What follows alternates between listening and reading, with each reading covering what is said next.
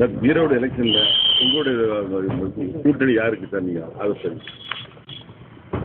நாங்கள் தேர்தலை புறக்கணிக்கவில்லை, ஓட்டளிப்போம் யாருக்கு என்பது ரகசியம்.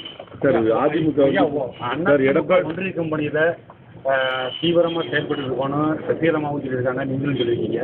இந்த கூட்டணி இப்போ ஒன்று சேர்றது எவ்வளோ காலங்கள் சார் ஆகும்? அனைத்து இந்திய அண்ணா திராவிட முன்னேற்ற கழகம் இதய தெய்வம் புரட்சித் தலைவர் எம்ஜிஆர்களால் உருவாக்கப்பட்டு மாண்புமிகு அம்மாவர்களால் யாராலும் வெல்ல முடியாத இயக்கமாக வளர்த்தெடுத்தார்கள்.